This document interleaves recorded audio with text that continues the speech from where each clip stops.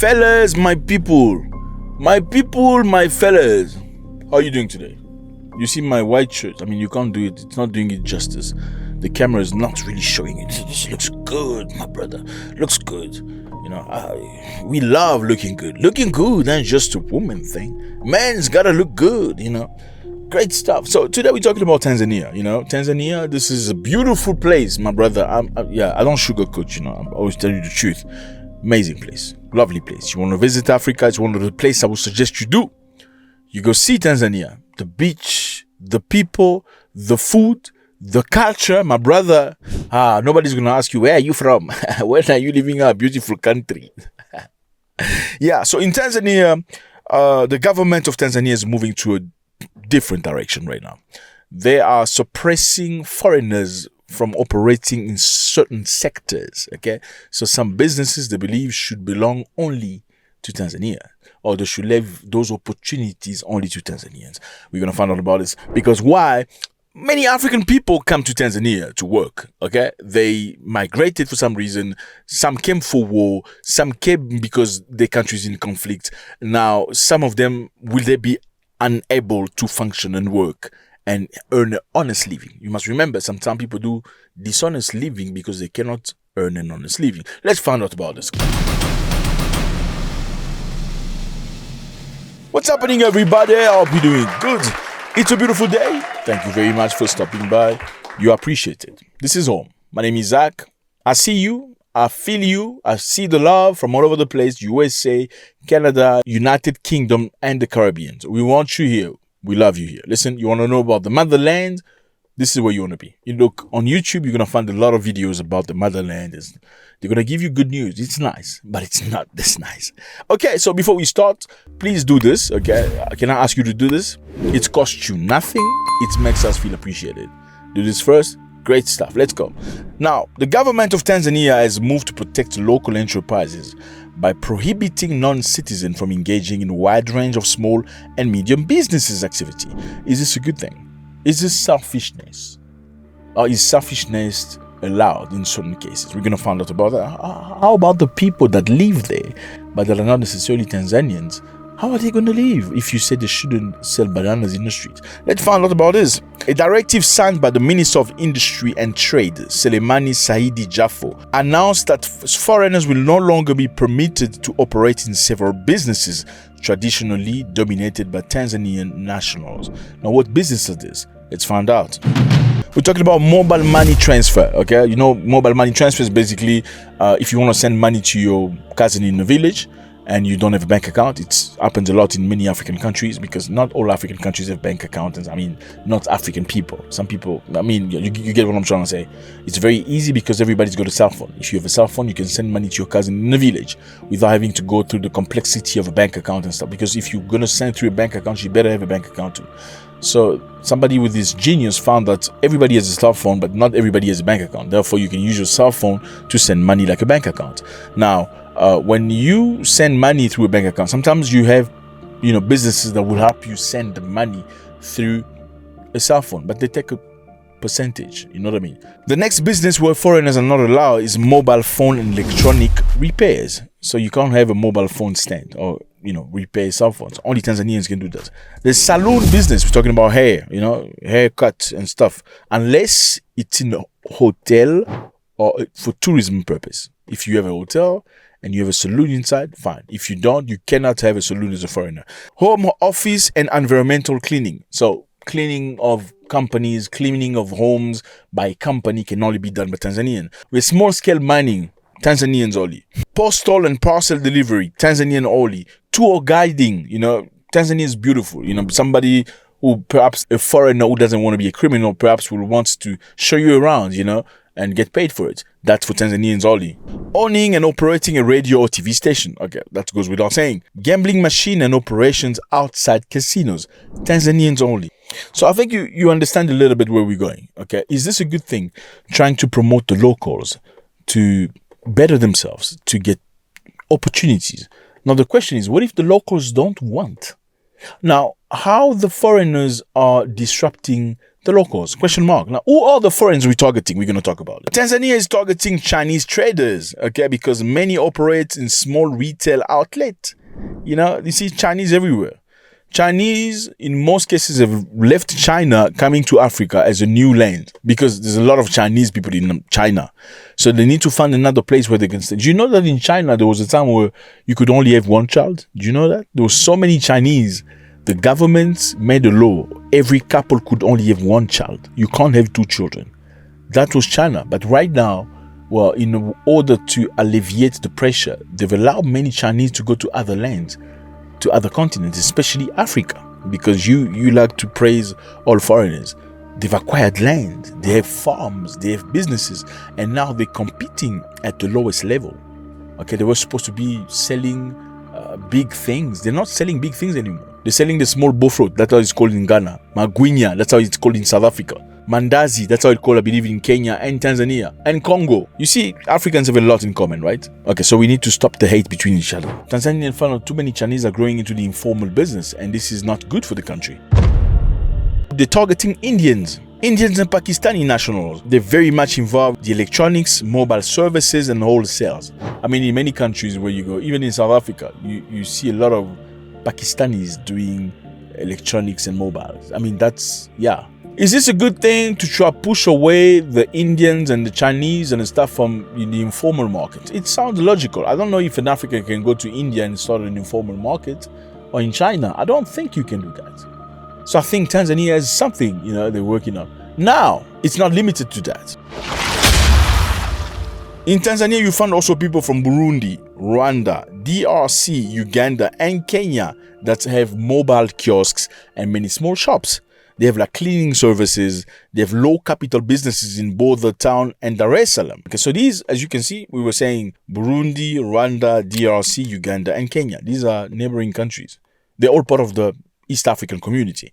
Now, what we know is East Africans have generally benefited from regional integration, but this law may affect them disproportionately. Okay, this is a brand new law that was introduced by a Minister of Industry named Selemani Sahidi Jaffo. But it sounds very good, trying to get all these foreigners out of the business. Okay, but how about the people that are your neighbors? Now, these are not just neighbors. You have a contract with these neighbors.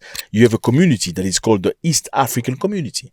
So Tanzania, Rwanda, Burundi, DRC have a contract. It's called the East African Community. It's a project with the goal of being federalism.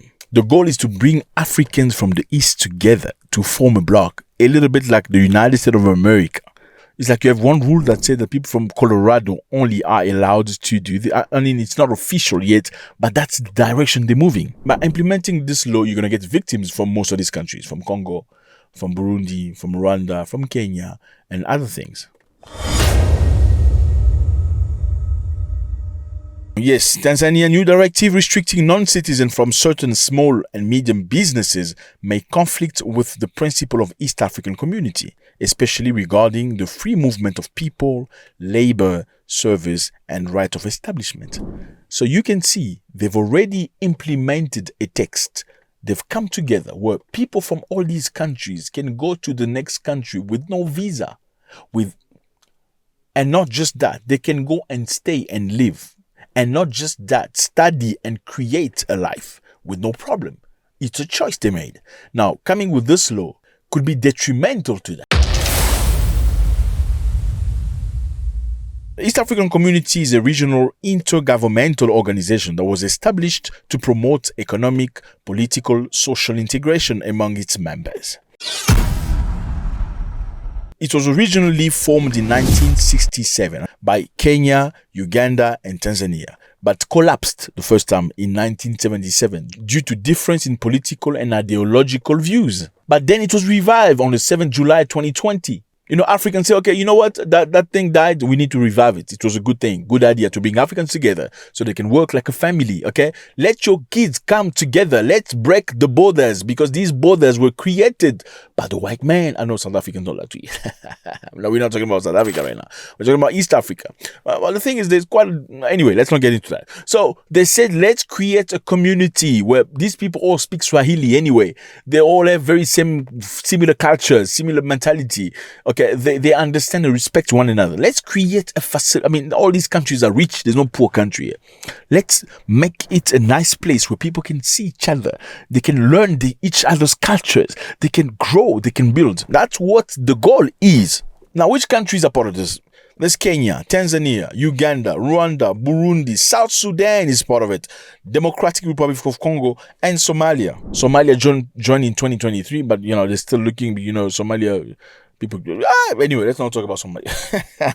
What were the main objectives? Number one, establish a common market like Europe. So a common market for the people, for goods, for services, for labor, for capital. So how can you establish a common market if some people are limited to certain things and other people are limited? It's not possible, is it?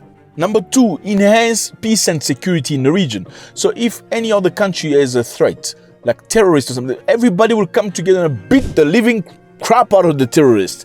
That was the established mentality. Let's come together. If we have anybody bothering peace in this area, we crash it together. I know there are many objectives, but I'm just going to cite three. Number three was a monetary union, meaning in the future, they're going to have a common currency so they can be strong, like euro, like dollar. These are not one state. These are multiple states together. That's the only way. Well, the EAC is very clear. It says, number one, allow citizens of member states to freely move, work, reside in any AEC country. So everybody should work, move, and live with no problem. Number two, permit the right establishment of residence. What does that mean? EAC citizens can set up businesses, engage in self-employment, provide services across border under equal conditions. So what does that mean? In principle, a Kenyan or a Ugandan should be able to open a shop or run a small tour company in Tanzania without being discriminated against. Well, fellas, this depends, okay? It depends on the interpretation and implementation of this new law. If the restriction applies equally to non-citizen and EAC passport holders, then Tanzania could be violating the rule. However, if Tanzania exempts EAC nationals and creates bilateral or regional carve-outs, then it could still be within the legal bounds. So Tanzania has to make things clear for the EAC citizen so everybody understands. I think Africa has been fighting very hard for the longest time to try to bring people together. And I don't think any move that goes against us is nice, because then it sets everybody back. Our forefathers were fighting for one Africa. I know South Africans don't like that, especially with the Zimbabweans and the Nigerians. South Africans and Nigerians and Zimbabweans have problems there. Okay, look, the Nigerian issue is a big issue. I think Africa should come together except Nigeria. Keep Nigeria aside until Nigerian problems are resolved. Then we can look into that. Okay. Nigeria and Somalians. Okay, Somalians have Boko Haram and stuff. So maybe Nigeria and Somalia can come together for now, right? And Africans can move together. And for South Africa, you can allow South Africa with everybody else of Zimbabwe. So everybody else except Zimbabwe with South Africa can cooperate. I think South Africa is, in most cases, are they xenophobic? Yeah, there are xenophobes in South Africa, but the majority are not xenophobe. There are a bunch of xenophobes. They're from one specific province, but but majority of South Africans are not xenophobe. They have no issues with Congolese, no issues with Kenyans, no issues with Ghanaians. They have issues with specific people. Anyway, Africa has to come together, my brother. To the mountain, to the sea. We have to did I say it right? To the mountain, to the sea. We have to come together. Now, what is the worry here? The worry is one thing. Uganda and Kenya have previously criticized Tanzania for restrictive and protectionist trade practices. So they were trying to keep them outside the business, even though they signed. Okay, in the past, they said that Tanzania was blocking import from EAC states. Let's say Tanzania have some good. I'm just finding a stupid example. Mango. This is not the case. I'm just giving an example. It's like Tanzania's got mango, but the other people are bringing mango at a lower price. So Tanzania could perhaps block you from bringing in your stuff on time. When you bring your mango not on time, they rot, right? I'm not saying that's what happened. That's what the case could be, as Kenya and Uganda complained. Number two, they said Tanzania restricted access to local markets. The good thing is EAC has a mechanism for dispute resolution, but enforcement is often slow and political. I think when you come together with a good decision, I think you already know it's a good decision. Whether it was your forefather that took it, you need to continue on that trail. Sometimes it's going to be difficult, but My prayer is that this law doesn't apply to EAC citizens, because it's going to be setting us back a long time. No doubt about that. I think the goal here is to bring Africans together. I mean, these people live like brothers. Tanzanians and Congolese, DRC and Ugandans and all of that, they have no problem at all. In these countries, they don't ask you which tribe are you. They don't ask you that. You just say, hey, VP, poor. No, don't drink beer. Don't drink alcohol. Anyway, let me know how you feel about this. It was a great pleasure. Is this a good thing for the Chinese? Is this a good thing for the Pakistani and Indians? Why? Because reciprocity. You can't go to China and open a shop that sells small bread and little cakes. They will not allow you. You go to jail for that. You can't go to India and start, selling meats in detail, like 1 kilogram of meat, or switch, or repairing cell phones. We appreciate that the Pakistanis and the Indians for creating an affordable market where you can fix your cell phone and stuff. But you need to get our own people to try to do these things. Now, the problem is, what if the people are lazy? What are you going to do? Let's say you close all these shops that belong to the Pakistanis and stuff, and the people refuse to take up that task. What do we have now? We're going to have shortage of cell phone repairs shops or what? Let me know how you feel about this. I want to know how you feel about this. Fellas, YouTube say a lot of you guys watch videos, but you're not subscribed. Why are you not subscribed? We need to make this make sense. You like this? Please, let's contribute. Okay, I'm not asking you for money because I know you won't. Black people don't like that. You only like contribution when it comes. No, you don't like that. It's okay. People that do it, they are part of the group, private group. I appreciate you. I respect you. You are the people, and we're gonna have our live this weekend. Please be present. For the other people, I just want you to do this and drop a comment and subscribe if you're not done. I appreciate you. There's a lot of videos of our people. They're talking about stupid things. Like Victoria's Secret, Puff Daddy coming out of jail. Do you want to hear that? I'm sure you don't want to hear that, right? But that says a lot of engagement. People like and comment and stuff. Why can't we do the same for some things that are intellectual? And let's keep this alive. Okay, it's within your hand. Let me know how you feel about this. Great pleasure. Should Tanzania prioritize Tanzanians? Sounds like a good thing. But Tanzania want to be part of the EAC, the East African community, where everybody comes together and builds something strong, because they realize that alone you can go fast, but in group you can go further. Does this apply to them? We don't know yet. But when clarification will be done, we hope that it doesn't. Let me know how you feel about this. Great pleasure. God bless. Look at the explosion. Whoop, whoop. Kabah! Poof.